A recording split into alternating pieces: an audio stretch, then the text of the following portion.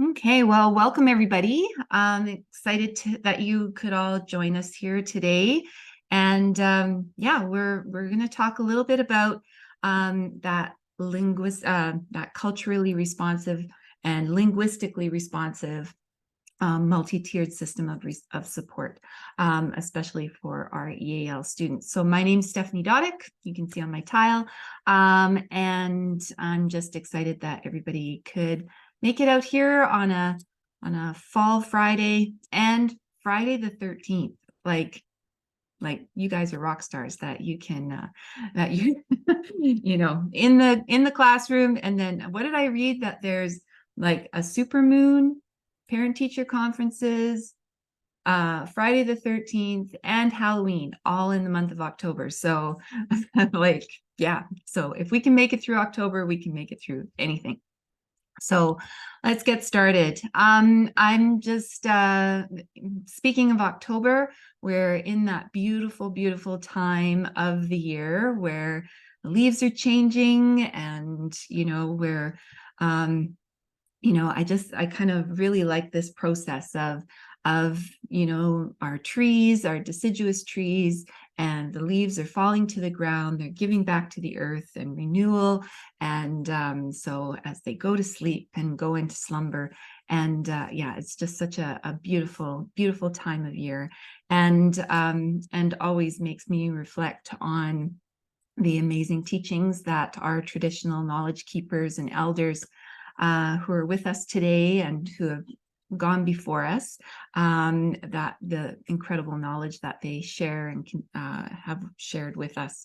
So, and just like to acknowledge this land as an act of reconciliation and gratitude to those on whose territory we reside, work, and play.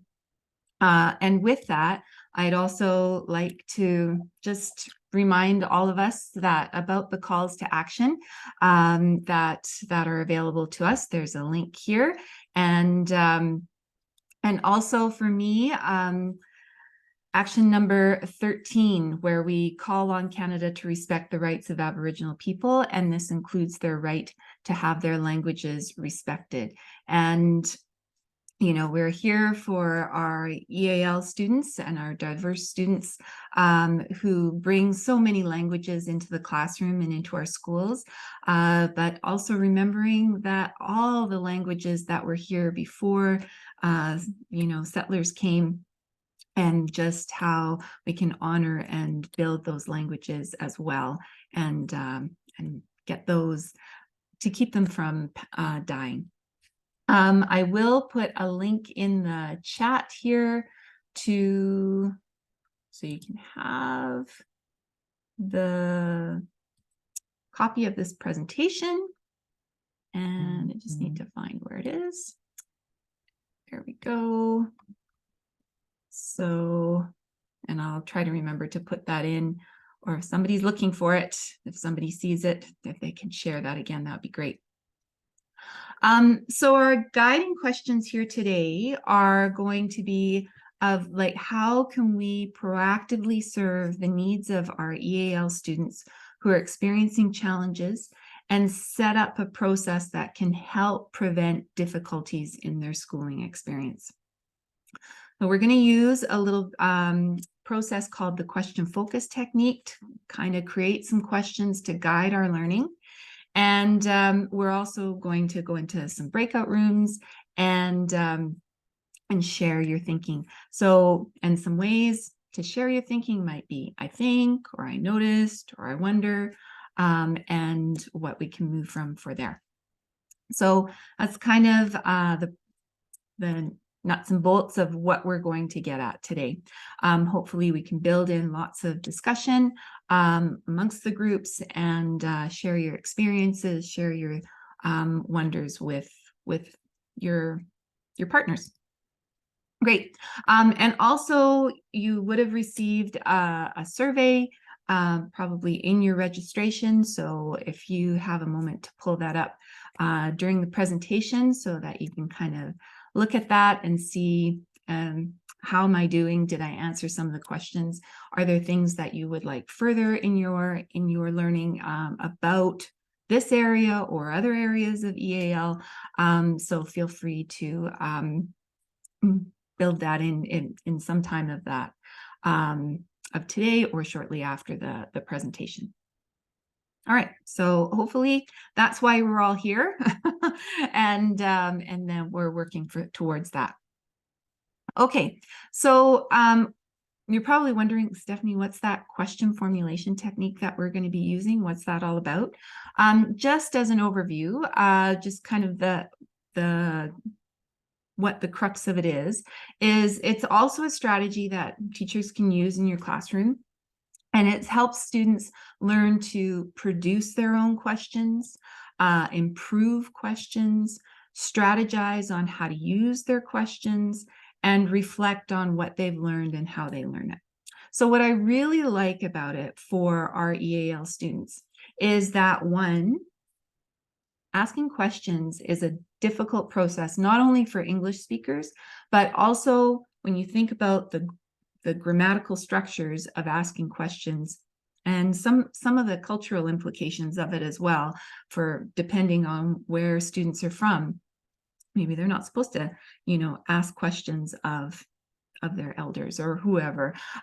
So having this opportunity to build kind of this practice into the classroom is one way of thinking about it that I really like it. And it builds in some critical thinking, and because you're improving your questions, as we'll see as we go through this process, and also, strategizing. So what question's really important to me, and how can I target the actual question that I want, and then that metacognitive practice on that reflection on what they've learned. So we'll see how it works. And is anybody, just before I go, anybody familiar with the question focus technique or formulation technique?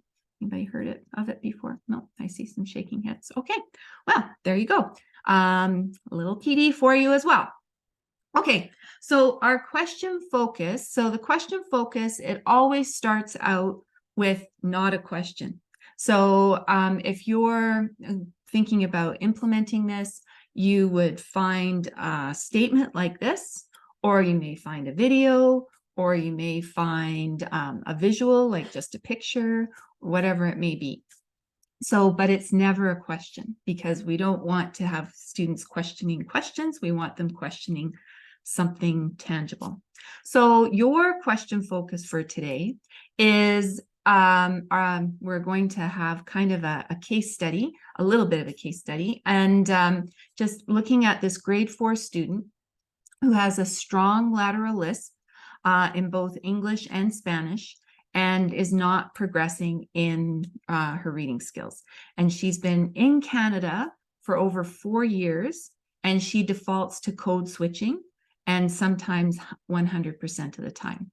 So a strong lateral lisp, for some of those who may not be familiar with that piece, is that they kind of make a lisp out of the sides of their mouth. So I can't think of how to produce it right now, but it's like almost when you think about Daffy Duck or Sylvester, like sort of like out of the sides of your mouth. So it's really, that's kind of what a lateral lisp is. And the other piece is code switching. And code switching is a term where they revert to their home language, back and forth. This is kind of a linguistics kind of term where, they're going back to their first language or whatever language, and then back to English, back and forth. So this student in particular is reverting back to Spanish a lot. So talking a lot in Spanish. Okay, so that's your question focus. That's where we're going to be starting. And so that's the first piece of the question focus technique. And then we're going to be producing some questions around this question focus. Now, the important part of this phase of the question focus technique is to ask as many questions as you can. So, and you're not stopping to discuss or judge or answer any of the questions. And this is really, really hard. And especially we're doing it in an online format. So it's going to be a little tricky for me to monitor. Like, hey, okay, so if you make a statement, we want to turn that into a question. So within the group, you need to kind of monitor that. Okay, like, are we getting off track? You made a statement. Great. Let's turn that into a question. And then we're going to write down and number exactly, like every question exactly as it's stated. So if someone could choose to be a recorder within your breakout groups, that would be great. Okay, so I'll model it a little bit for you just before we get started, so you just can kind of see what it looks like.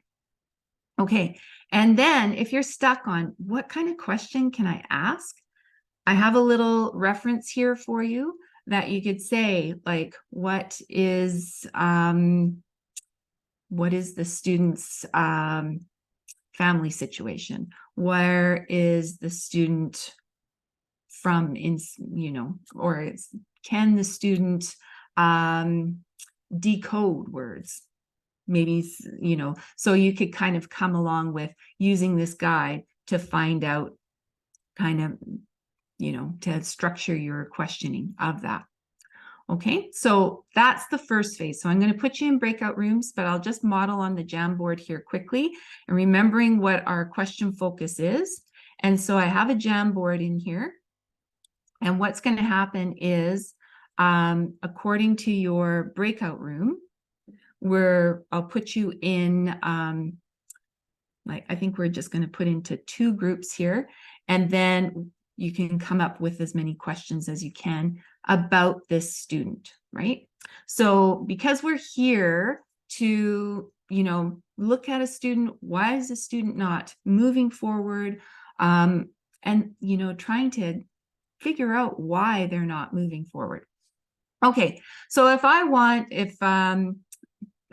can ask a question, so I would pull up a sticky note, click on my sticky note here, and then I would say, who is, how long, what's a good question? Can this student decode words? Right? So that's one question. So it goes up there, move it down, and leave it there. And then, so somebody else in the group, as you're going around, you may want to ask some more questions. How often does this student, which classes does this student code switch in? Which classes does this student code switch in the most? Okay, so we have another question. Okay, so you're just going to I'm going to give you about 10-15 minutes or so just to come up with as many questions as you can. So I'm going to get rid of these. If you want to copy those questions, feel free to use those again, but I'll clear the board and so you can start fresh.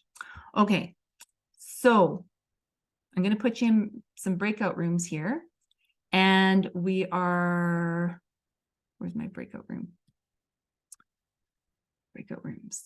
Okay, so we're going to kind of go into 2 groups, and I'm just going to pause the recording here.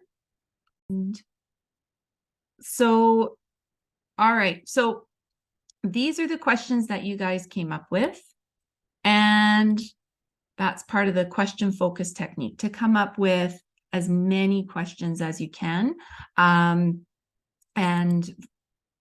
just if there were statements made, that work to change them into questions. So that's awesome. And you get to know each other a little bit, see one another's backgrounds. Okay, so that first part. Now, I'm going to give you the next two phases, just so, just in the essence of time.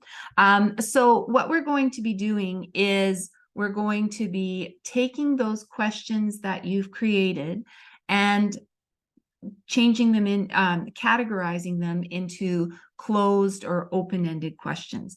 So just a reminder that a closed-ended question is a question that could be answered yes or no, or with a one-word answer. Okay, so those are closed-ended questions.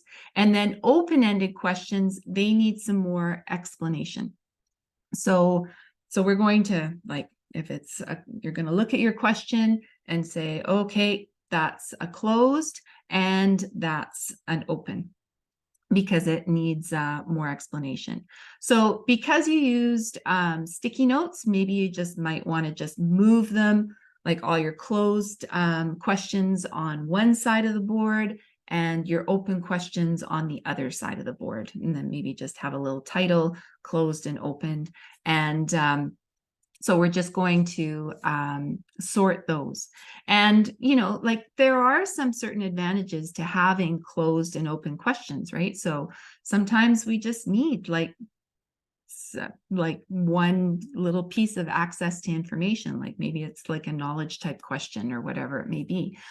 Sometimes open questions, they create more dialogue, they need some more research and some understanding of that. So before I send you out, that's going to be phase one. So keep that in your heads. First sorting, closed and open. Okay. And the next piece of that is to take one of those closed-ended questions and change it to an open-ended question. And then taking an open-ended question and changing it into a closed question.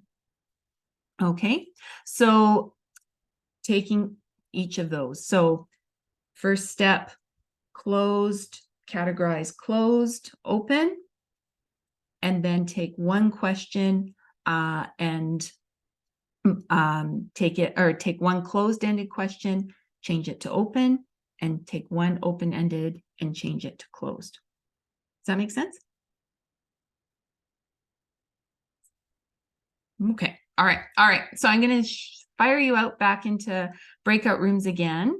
And it shouldn't take very long. So I'll just give you like about 5 minutes or so just to do that. All right. And then we'll be off to the races. Okay. So back into your rooms. I'll pause that recording.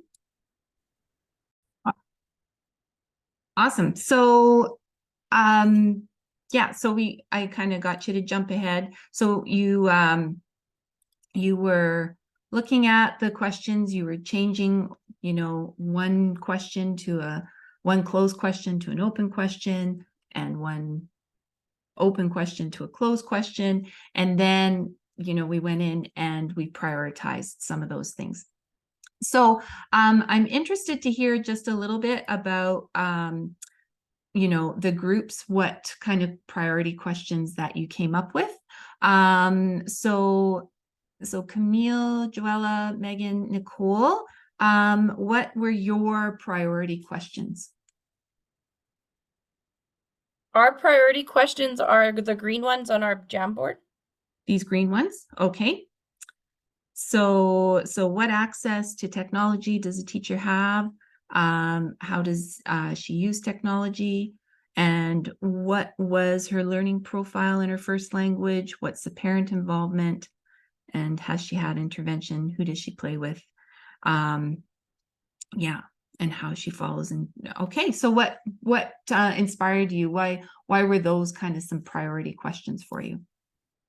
Well, the history from her parents and providing a translator / someone there to support them in acquiring the history, we felt was essential, because if she was having difficulty in her home language, it might have been, an indication that there was other learning needs. Mm-hmm. Right. Okay. Great. Awesome. And then our group two, so Ginger, Leanne, Mario, What were your priority questions? They were the top ones on the These right. These ones here. In what situations is the student more successful? Yeah. And what is the history of the student and what interventions has she received or is receiving? And what was what inspired you for those being your priority questions? We wanted to, anyone from the group, feel free to jump in, kind of dig deeper with the open-ended to allow for a bit more Great. like the history, right? Like let's back up and find out everything about her. So it's kind of open-ended that we can look at background, first language, previous education, all that kind of stuff. Right. Yeah. Awesome.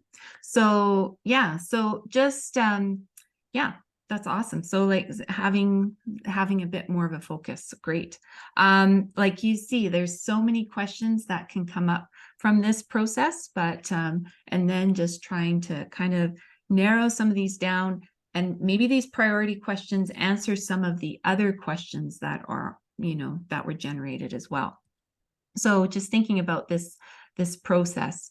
And in your work, maybe you are working supporting teachers, whatever it may be, and then like instead of like this student just not working, so you know it's kind of natural for us in our roles of support to ask and some of those more questions. Okay, so we're going to use some of these priority questions to make some connections to what's in the session. And I know we have like about another hour left, but so you can see, but it generates us thinking, and so that it's not just me delivering all this information to you, but now you have some background, you have some ideas that are generating, and so hopefully you can make some of those connections to what I have in this session, and to what you're wondering about in regards to this student or other students that you may have.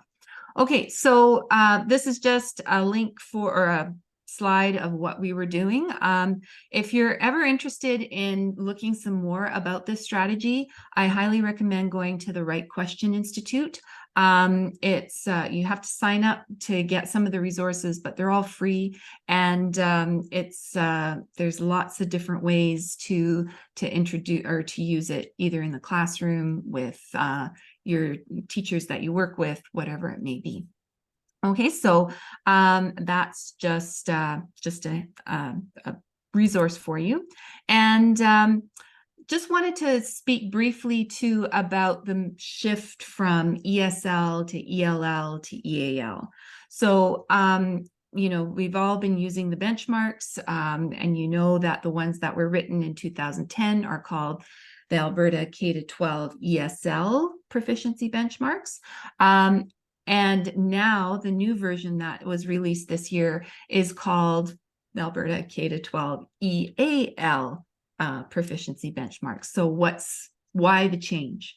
And just looking at some of the literature, some of the lots of research about culturally responsive practices and pedagogies, and language acquisition, we really started thinking about that English as a second language. It kind of assumes that power structure that English is, if somebody's learning another language, of course, their other language is going to be English. But that's false, right? So our students are coming with many, many languages already. Maybe it's just one, maybe English is their additional language, but some kids are speaking like 2, 3, whatever languages. We see that with our the students coming from the Ukraine. A lot of them speak Ukrainian. They also speak Russian. So English is not their second language. It's an additional language. So and English as an additional language just acknowledges that more strength-based. Oh, and I'm getting feedback here. Maybe somebody has their mic on. So just thinking about that, so that it's more strength-based, and because students may speak one or more other languages and is learning English as an additional language. And you'll see some in the literature that talks about ELL or ELs, or English language learners. And so just the reason why we're not using that terminology, they use it a lot more in the States, but also just thinking that our students doesn't matter where they're from, we're all learning English, right? So if you think about the English that you used or I used when I was in grade 1, I've learned a lot of English since then. So I'm an English language learner because I'm continually building on my English. So at that term ELL, it doesn't distinguish our English only speakers from those who are acquiring English as an additional language. So just something just to think about when you're working with teachers or you yourself.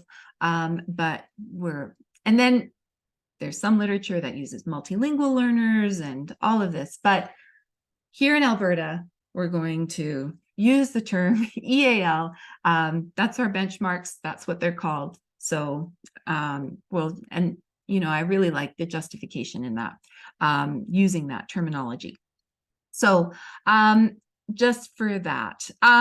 So the reason we're here today, even though we're like an hour into this, but we're looking at multi-tiered systems of support. So what is MTSS? So it's just that alternative to that disjointed, siloed practices. And I think, I don't see that really happening very much in Alberta schools very much anymore. So, but those special education medical models sort of idea.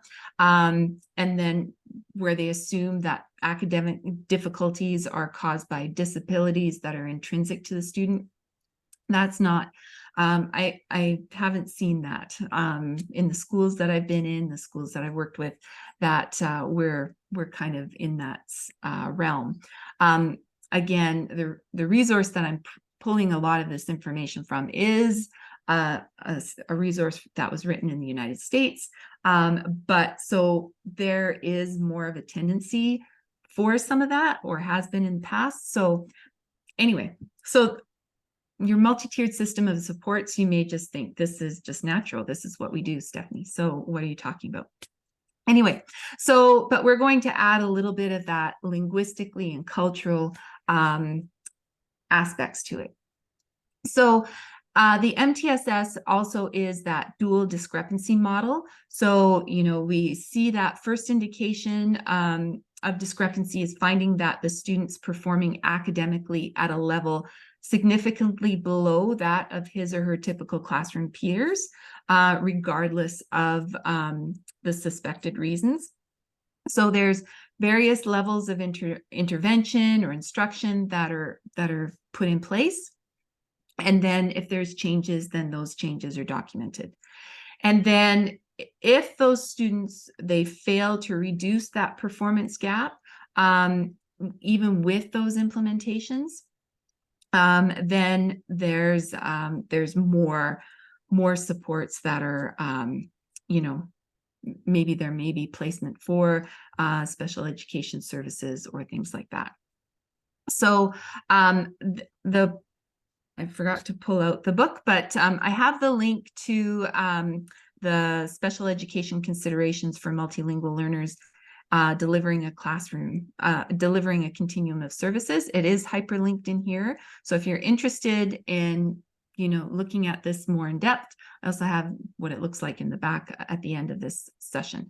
But if we think about all the different things that we do under our multi-tiered system of support, lots of collaboration, we're providing that culture and climate framework. We have school and community collaborations. We have parental involvement. We're providing professional development. We have different responses to intervention.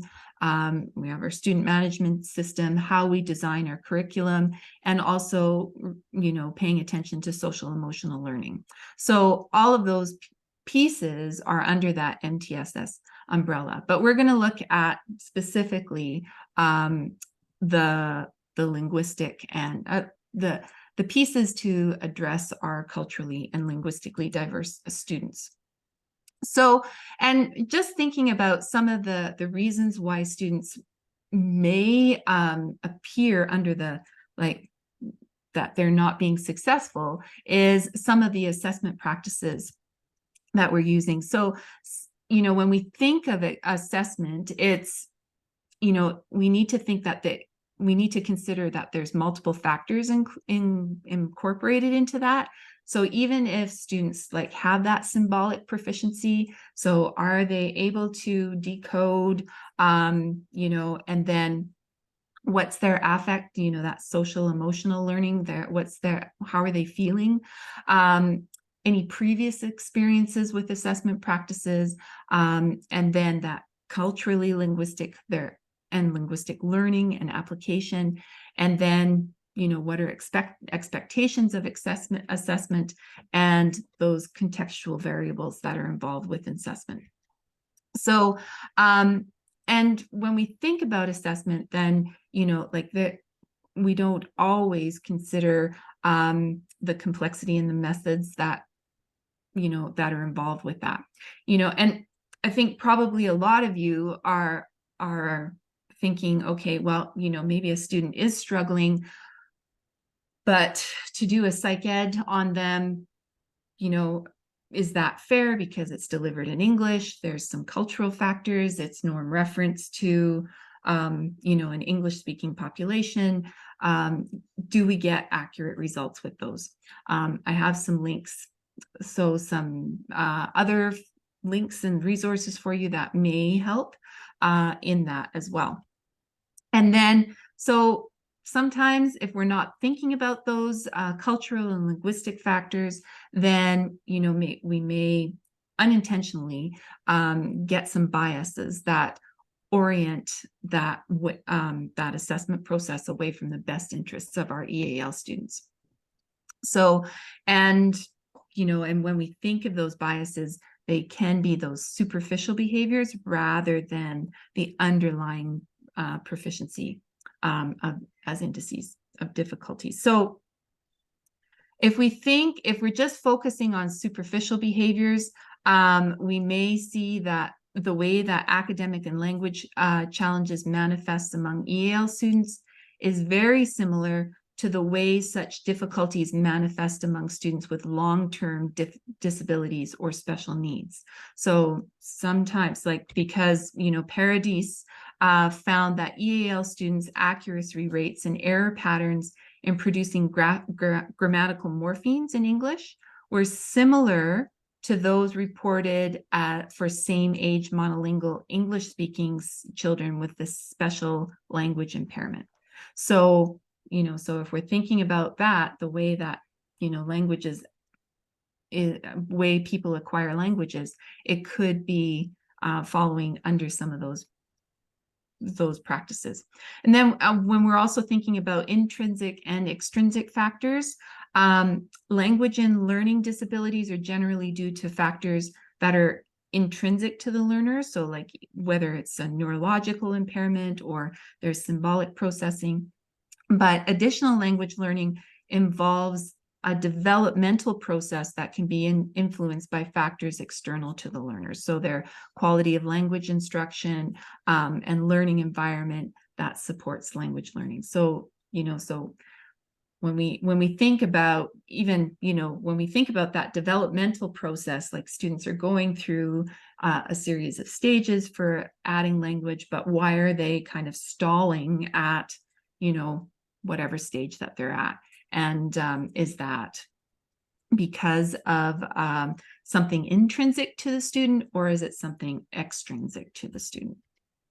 So, and also when we think about visual aids, because we know that visual supports are great for supporting our students, but if that visual aid is culturally irrelevant, you know, that visual is not going to do much for the student. So when I was preparing for this and reading in this book, then you know, they made a comment about like showing the picture of the Liberty Bell to represent freedom. But if you don't know what the Liberty Bell signifies because you haven't taken that part of history or not in, you know, not aware of what that means, you know, that's not going to mean anything for you. So it's culturally irrelevant. A little bit more, so collection of data. So if the data that's gathered as part of the referral or evaluation process, or even as part of the universal screening process, can be frequently inadequate or inappropriate. You know, sometimes, you know, we're using like, I don't know, some divisions use the STAR reading assessment, or they may use the IDEA proficiency test or whatever, but maybe those aren't, you know, they're norm referenced according to a specific population that doesn't include English as an additional language students. And yeah, so it only gives a very narrow view, and sometimes could possibly be an inaccurate view of what the student's able to do, and have that cultural context that students may be unfamiliar with.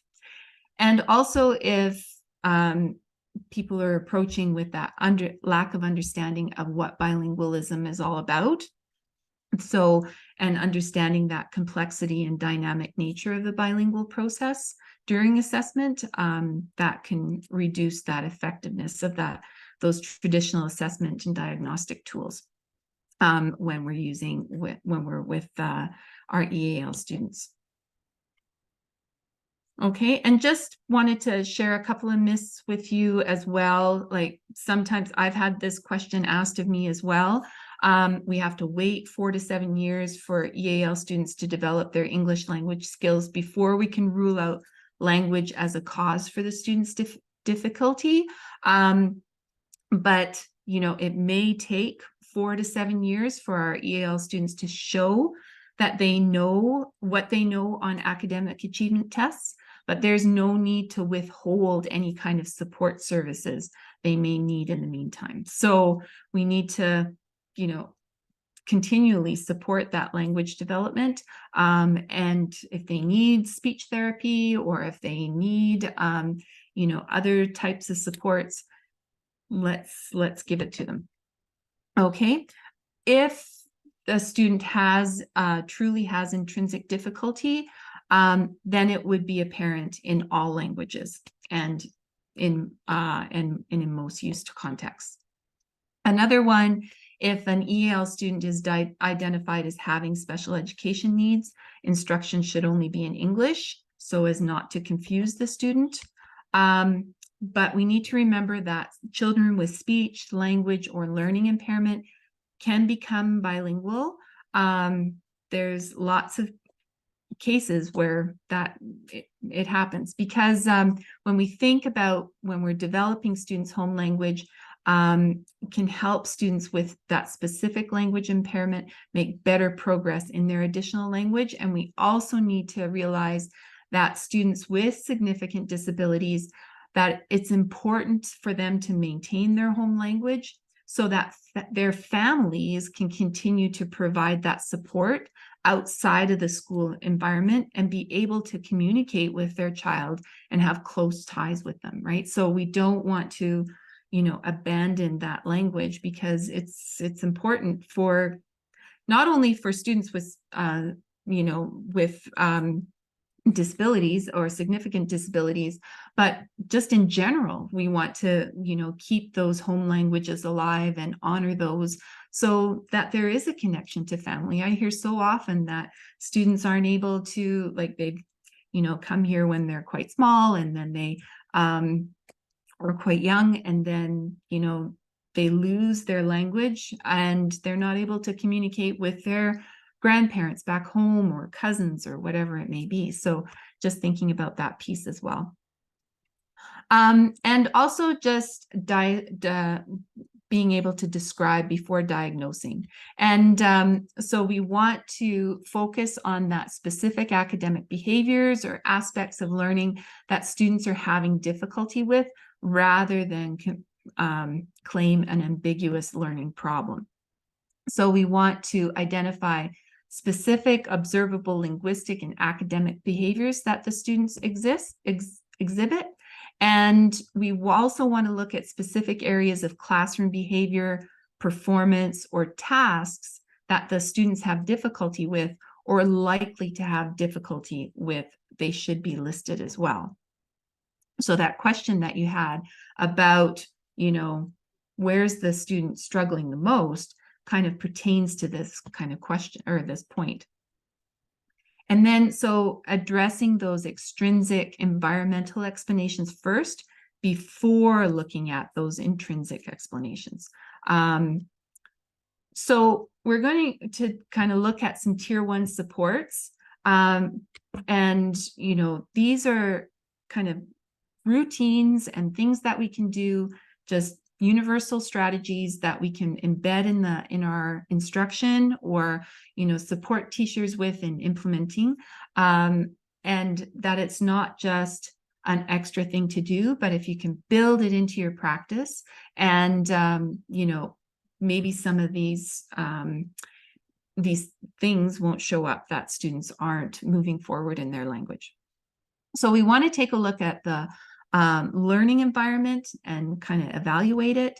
We're going to take a look at gathering some information about 6 integral factors, and we want to provide EAL students with various learning support strategies, and we want to monitor students' academic performance as well. So those are kind of the tier 1 supports that I'm going to break down here a little bit for you. So in terms of examining and evaluating the learning environment, there's a couple of different components here. So we need to, teachers are the first person. They're probably reaching out to you and saying, okay, like, I don't know, Marco just isn't moving forward with their language. I think there's something going on. He's not performing well on tests or whatever it may be. So, or he's not speaking in class, he's not participating at all, or whatever it may be. So it's important that teachers have that working knowledge of second language acquisition, and that they understand that process of acculturation, and they have instructional and assessment methods that are effective for those students, and also looking at culturally and linguistically sustaining pedagogy. So I've hyperlinked a couple of things in here for you.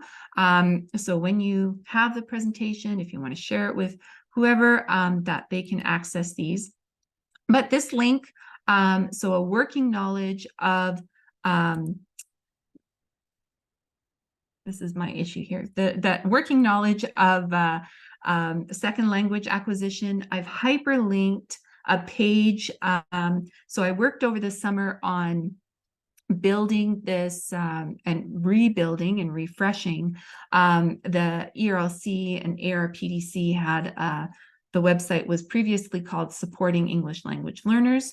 I've upgraded it, refreshed it, added lots more things in here about English language acquisition.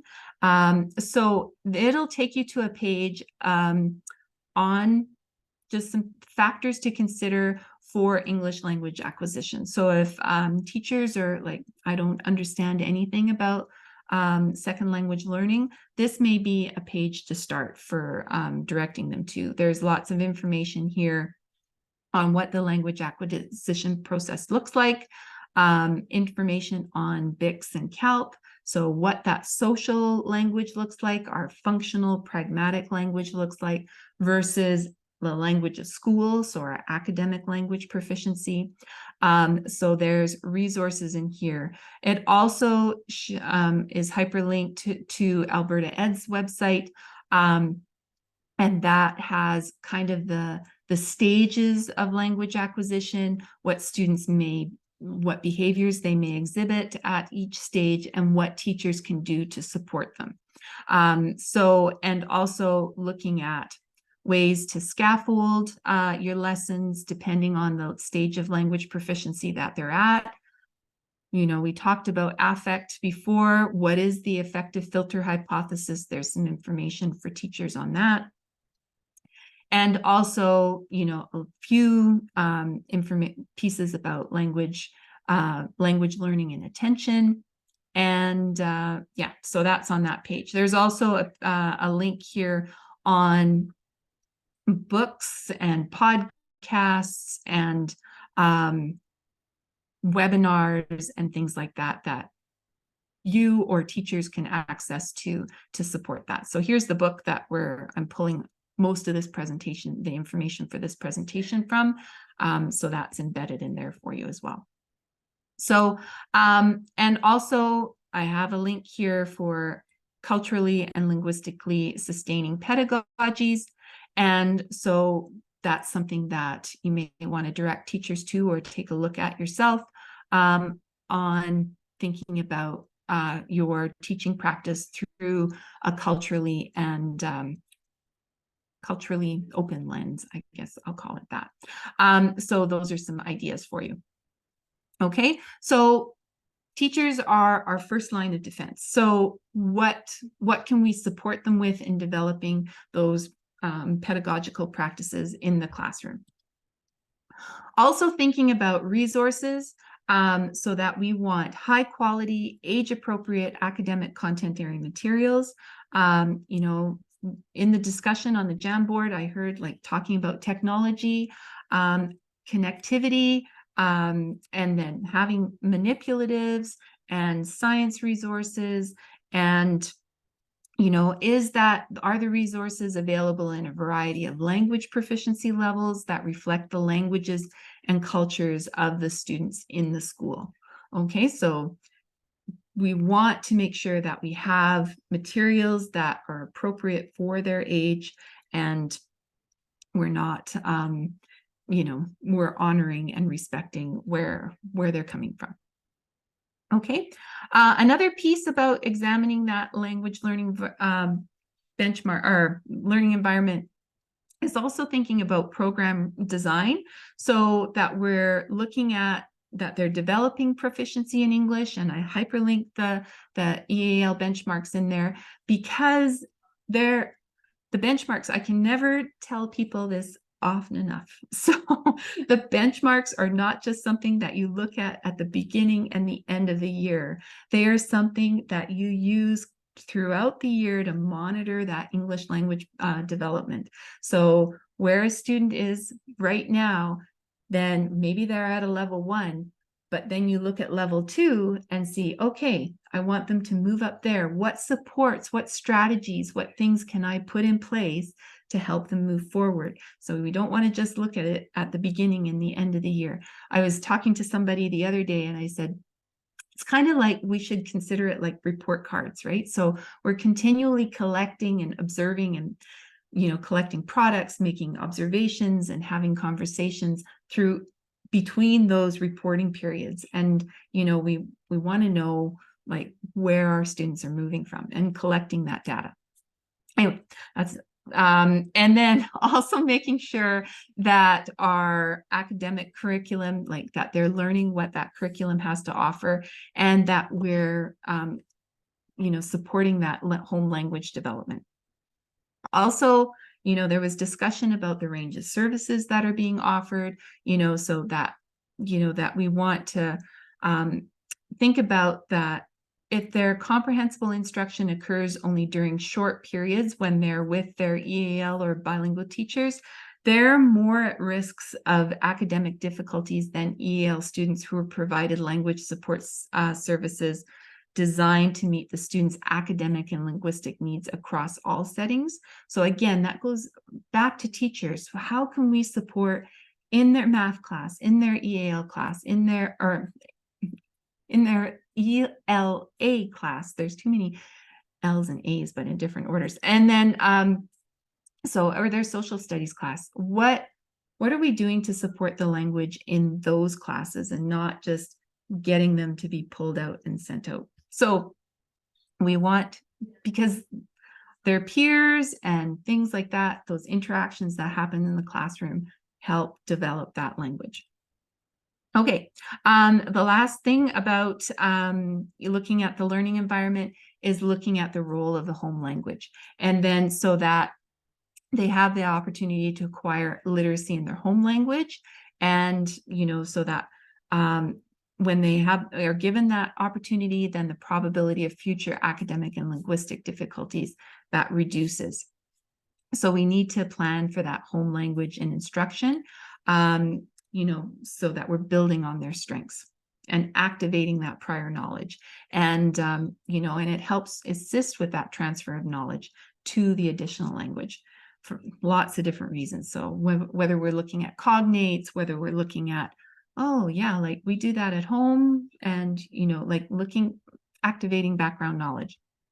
So, but the other piece that we need to be aware of when we're looking at the two extremes of home language instruction is that we just don't want that token use of home language instruction. And, you know, so that, and then because, or that they're relying on the home language simply as a shortcut to convey meaning. So, because those uneven experiences are likely to lead to short and long-term academic and linguistic challenges. So when we're talking about token use, like, you know, that it's not really addressing the content of the classroom or things like that. And another piece is just looking at the characteristics of instruction.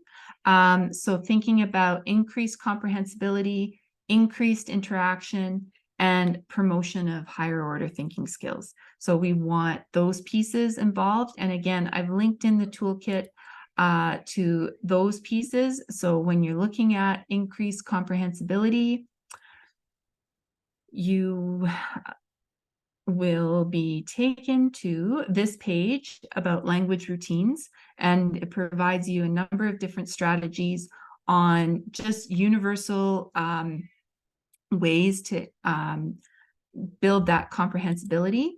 I've also linked this increased interaction is linked to the toolkit as well under oral language. And then that promotion of higher order thinking skills is also, just trying to remember which one I linked it to. So, and so yeah, so that we want to plan for that language development. So there we go. All right, so those are some resources for you embedded within. And then also, you know, we want to make sure that we are considering those higher order thinking skills, so that they can do cross-linguistic reflection, cross-linguistic connections using bridging strategies, translanguaging. Again, this links to a page on the EAL toolkit about translanguaging. And then also thinking about that characteristics of assessment, that they should be both formative and summative, that we're collecting qualitative and quantitative data, and that we're student-centered and they're embedded in instruction, and that we're looking at all 4 language domains. So many times, especially I understand why it happens, but in secondary, we see students have to write multiple choice exams or short responses or whatever it may be, but can the student also share their understanding through speaking as well?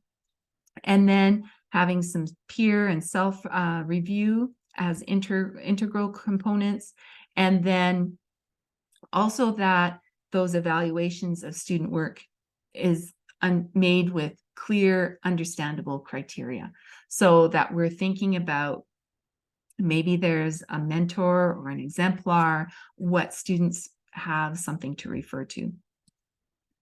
And then also, if it can be conducted in the student's home language and in English, is also, you know, beneficial. I would add though too, like when we're conducting assessments in students' home languages, I'm thinking just in terms of classroom assessments. You know, if students haven't had opportunities to be exposed to that language in their home language, and then during that instructional phase. And then if they're given a translated copy of the exam, they wouldn't have had that back and forth of understanding the content through their home language in that instructional phase. So we need to be aware, and that goes back to that token use of home languages. If we think that, okay, I'm going to give all my instruction on the science unit in English, but then I give them a translated exam for that science unit, that's not going to help the student because they haven't had that opportunity to explore those concepts in their home language. And then all of a sudden they have to understand what photosynthesis or numerators and denominators are in their home language when they haven't been exposed to it. So I've put in here a link for you as well for gathering information. So, the QFT is one way of gathering that information by asking questions. And this is kind of from a resource from the book that gives you a little bit of a checklist. I'll try to make it a little bit bigger here. So it's, looking at their learning environment, and just having some information that you can teachers can fill out about what what areas have been addressed already. So technology, the instruction, home language instruction, academic instruction, all of those pieces. So that's for you to take a look at. Use it as you feel free, or make some changes to it that address your situation in your district a little bit better. Feel free to do that. So it just kind of collects some of that data for you to see where are we at. Also, just going to talk quickly about the 6 integral factors that they outline in collecting that information as well. And, also looking at personal and family factors. So, and I've linked in a piece here, and it's a document for you. Just looking at ways for you to just kind of look at a systemic level. If maybe you might, if you only have a few multilingual EAL families or whatever, maybe you can just address with it on a like more individual basis. But if you have a larger population that you want to support families with, then these are some ideas that you may want to to work through to mediate any possible challenges.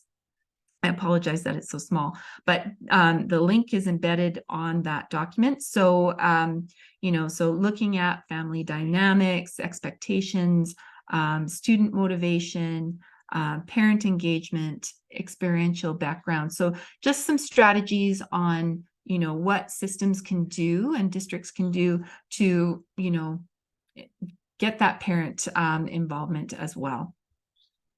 So, and those personal family factors.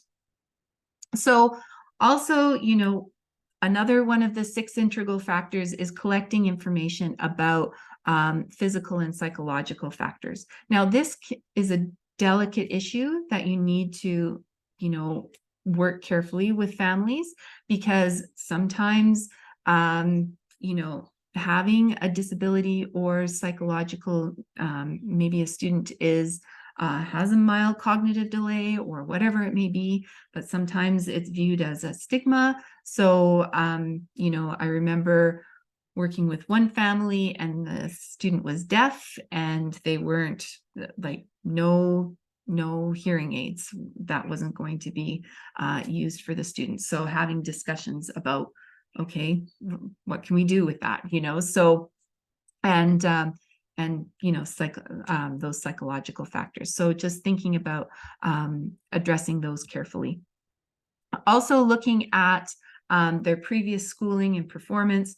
We have many students across the province who have had interrupted formal education.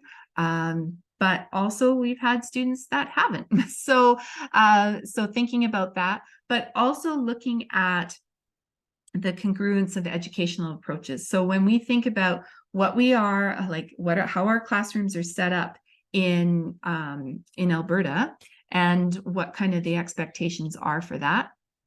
And you know, they don't always look the same in other countries, right? So maybe, you know, here sometimes the students move from class to class, but others, you know, the teacher moves from class to class.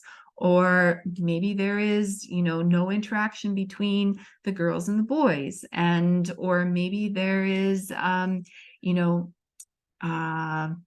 just trying to think of some other examples, or maybe it's just students sit in rows and, you know, face the teacher, and the teacher is the be all and end all of the information. So they don't want to question the teacher.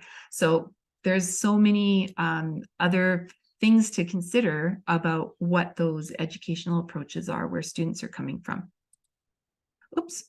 And also just looking at oral language and literacy development in both home language and English. And again, looking at those basic interpersonal communication skills, cognitive academic language proficiency. So, and our basic interpersonal communication skills tend to develop much more quickly because we need that language to function in our new culture, right? So we need to find the language we need to make new friends, or navigate our way around the school, or whatever it may be. And it's also usually very nonverbal and can be supported by visuals, but cognitive academic language proficiency is the language of school and much more abstract. So it's harder to acquire. And, you know, when we think about those processes. So, and also looking at academic performance.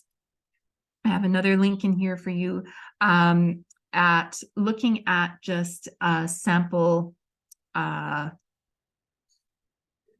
education plan, like a unit plan, and thinking about what things can we put in place to support our students' academic performance. So I really like this, again, was from the resource that I've been using for this session, but you know, looking at breaking down a unit, looking at that preparation phase. So and looking at content and language objectives during that preparations phase. What strategies can you put in place? What differentiation can you offer? What are some cross-cultural connections that you can make? What about grouping? Is, you know, how are you going to make that happen? So flexibility. And also, how are you going to assess? So thinking about all of those pieces, and then breaking it into, so your preparation, your instructional phase has kind of the same layout, different content and language objectives, different strategies, and then also the application phase. So, you know, so where students are actually going to apply their learning. So, yeah, so that's just one little sample unit that you may want to share with teachers. And again, it's embedded and linked into the presentation here. So you'll find it under this gather information about the 6 integral factors, and it's under academic performance. So maybe I'll just, that's a reminder for me to just maybe just put that, put this presentation link back in the chat there, so you have that for you. So I'm on slide 24. Oops. And also just thinking about cross-cultural factors, and those being some areas, just waiting. There we go. So again, I've linked in culturally responsive education, and thinking about some of those cross-cultural factors. And one of the pieces I just want to point out down here, as soon as it takes a minute to load, is about those cross-cultural contexts and communication styles that you know, that we see across different contexts. So just something to think about there. And also, it's taking a minute, but there's some more information down here about discourse patterns and things like that. There we go. Oh, yeah, it's maybe you've seen these before. As soon as they load, it may just spark. But also thinking about, though there's a series of resources that the ATA and the Canadian Multicultural Federation put together to talk about different students, like Pakistani students, Tagalog students, Arabic students, and what, you know, where they may, you know, some of their cultural understandings and things like that. It's taking a little while to load, sorry. And also thinking, you know, those stages of acculturation. Just going to see if I can close some of these because I think I'm taxing my system here.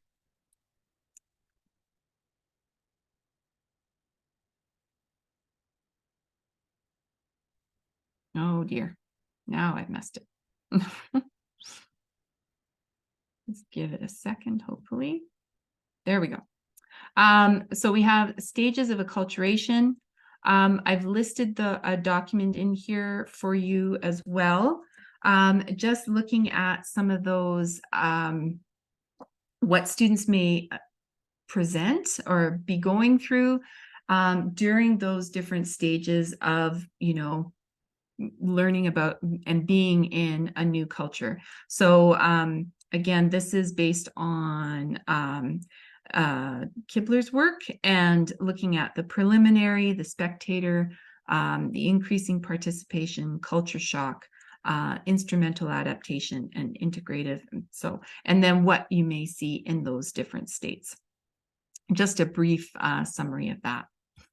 And also there's a great resource as well from another book that I have that I've pulled from, but also looking at behaviors that may relate to those cultural, you know, cultural explanations. So, you know, looking at different periods of silence, you know, that locus of control, indifference of time. So lots of different behaviors that you may see. And what are some possible cultural explanations for that? So those are all there for you to take a look at. And they may pertain to your student as well. And also just thinking about, you know, our influences of our first language that have to do with our learning. And there is a resource. If your internet works faster than mine, I'm glad. So, but there's L1 influences. You know, there's some resources in here to look at about how our first language, you know, and you know how students are taking their first language and trying to map that onto English to make sense of it, and some of the things that you may notice in, you know, speech patterns or things like that. So those are for you to take a look with, take away, take a look at, see how they relate to your students. And again, just, you know, describe before identifying. I've, you know, thinking about some interventions that you may want. There is a resource that kind of a template that's shared with the document or with the book as well. And then it's, yeah. So what you know, working with your team, what kind of things can you put, what kind of interventions can you offer, you know, either in their home language or in English to support this student? So this is like an observable behavior that the student has, like difficulty in providing an oral narrative of a story just read to him or her. And then that was observed in English. So, you know, some of those listening, so some of the explanations that may be through, you know, those conversations and collaborations with the team, and, you know, what could be some possible interventions with that. So yeah, so just looking at a piece there. And then there's also one for, you know, special education interventions, just looking at, you know, the listening, speaking, reading, and writing. And so, you know, when we're delivering that continuum of services, we want to be proactive right from the get-go. We want to ask those questions, and we want to start looking at those observable behaviors. And so, oops, why did it go backwards? Yeah, so the observable behaviors. So gathering some of that data. Oh, and I'm going the wrong way.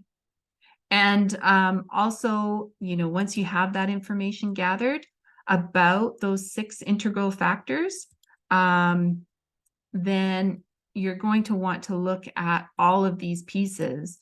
And I think when you were generating those questions, these are some of the things that you were talking about, like family, or you know, their home language, or whatever it may be. So there were lots of things that you're already looking for data that can support our specific student that we were talking about. And then, so we want to look at EAL explanations. We want to find support strategies. We want to monitor those interventions and see how they're doing, and then what are the outcomes. So I think we lost a couple people, just probably just because of time, or they needed to be someplace else. But thinking about that student, is there anything like that you would add to your questions, or that you're wondering about? Like, I don't have an answer. I don't have an answer for this student. This was just an example I found on my Facebook group that I follow. So they were asking the same questions you were. So I thought it would be interesting just to see what you're thinking. So what do you think? Why do you think this student may be code switching or not progressing in their reading skills? What kind of interventions might you suggest to put in place?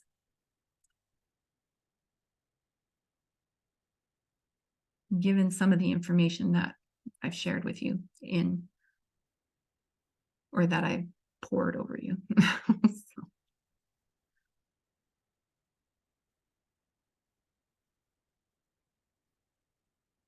Any ideas, any thoughts? Anybody want to put something out there?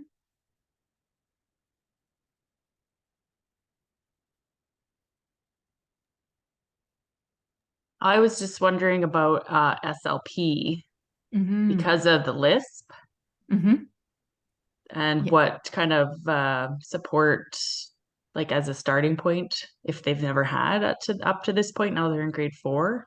It's interesting to me that they almost 100% of the time code switch. I know. And then the lisp and the not progressing with reading, but are they fully fluent in their first language then? Which would then, right? It wouldn't necessarily mean there's a problem or a concern with English. Just so what's happening there, and how does the lisps tie into it, right? Like, yeah, I don't know.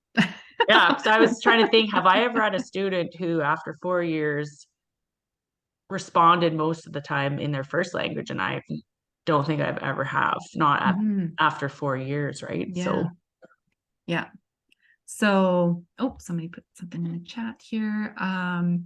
So yeah, she may not, if she came here in grade 1, you know, had the literacy skills or strong literacy skills in her first language, making it hard to acquire those reading skills in English.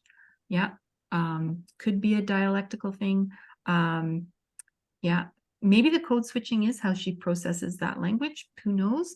But, or also that I've seen sometimes that students just kind of like everything's being translated for me. So, you know, why make it look like I'm learning English or something like that? But, you know, like that they're not moving forward with their English because we're giving them that quick, you know, here's a translation.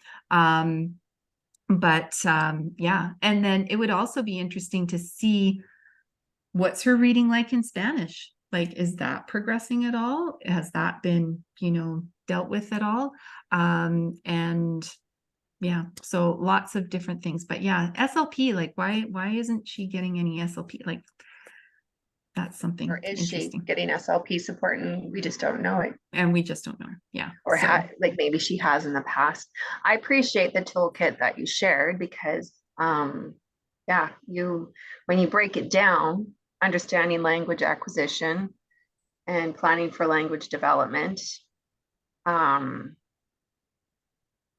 it just gives you a starting point, I guess. I like the establishing language learning targets and the checklists that you have. I think some of them might be too much for classroom teachers if we just plop that in front of them and said, yeah. here you go, follow this. Yeah. And they'd be like, okay, that, like, when am I have time for that? Yeah, exactly. And it's definitely, a team approach. Yeah. And so it's not just the teacher fixes it all. So it's definitely, a collaborative team approach that we need to support these students, but that also that teachers are aware that if a student is struggling, what adjustments can I make in my classroom to better support that? And yeah, and planning for language development, those learning targets is something that, it takes a little bit of a shift in thinking. But when we think about what language do our students need to show their understanding, and that we're starting to be intentional with that, and especially with the new curriculum, the K-6 curriculum, when we think about, it's broken into vocabulary, it's broken into text forms and structures. Well, I'm thinking of the EAL one anyway, but, how can we, take some of those pieces and think about that language acquisition process? So, yeah. Yeah. But I appreciate that. It is a lot for teachers. So, but if we can kind of make it a universal space so that it just becomes part of your pedagogical practice, that you're establishing language learning targets, and that's for everybody to draw from. So yeah, and it's not going to be in the first meeting. You start learning the background, and you're going to meet with them several times, probably over the course of the year. Yeah, for sure. To build under everybody's understanding and trial different things. Yeah, no, I appreciate that. Just for your reference too, just a couple of resources. I don't think I hyperlinked them. No. But I've given you the pictures of some books that you may yourself want to look at, or as well, or if teachers are looking at some of those things. I just put 4 up here. There's so many that are out there, and also looking at the EAL toolkit, just looking overall at the multi-tiered system of supports page, and thinking about there's different aspects in there as well. And especially what I've also linked in a page as well for that here we go. So Joanne Paradis, Dr. Joanne Paradis, she's out of the University of Alberta, and she has some resources in here for doing some assessments that are more specific, geared to communication disorders or speech disorders that you may want to take a look at as well. And also, there's an additional assessment materials for bilinguals that you may want to take a look at, these litmus tools. And so that was also from Dr. Joanne Paradis's work. So you may want to take a look at that. So, and also sharing these L1 influences with your SLPs. I know that I've worked with some SLPs or speech language pathologists before, and talked about, there was one student in particular whose mother was Thai, and the dad was Canadian, but dad worked shift work and was gone for 2 weeks at a time, and so naturally speaking a lot of Thai. And then so the SLP was noticing like certain interesting aspects to his speech patterns. And so I pulled out some resources in here, like one Learner English, and also this from the University of Portland, and looked at some of the speech patterns that happen in Thai. And she was like, that's exactly what he's doing. So it wasn't some disorder or anything like that. It was just he was taking what he knows from Thai and mapping that onto English. So so a little bit of information there for you there. Are you under assessment, Stephanie, right now? Where did I was on that MTSS page. So yeah, under assessment, there is a assessment bar, and then under the sub pages, there's a multi-tiered system. Multi-tiered? Yeah. Okay. So there's lots of resources in there for you for that. So yeah. Okay, and then so there's some resources that you might want to take a look at. And and that's, I don't know, do any of you have any other questions or anything like that that can help answer at this point? There's lots of good options in here, not just for EAL students. Like there's a lot of these great resources you can use for many students in the classroom. Yeah, exactly. That I can see. Yeah.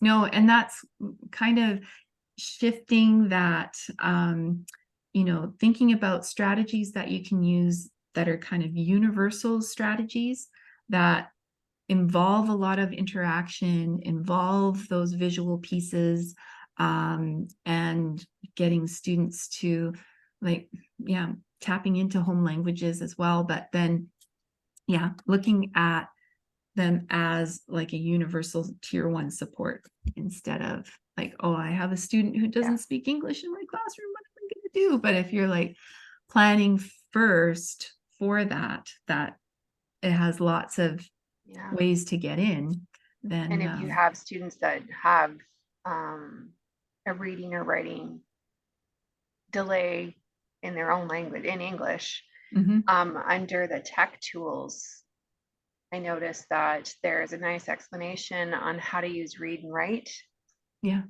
As a learning support, I remember trying to find different tools and different things that it helps teachers understand how they could use it. Because that's the thing, there are some great resources out there, but they don't necessarily know how to use it.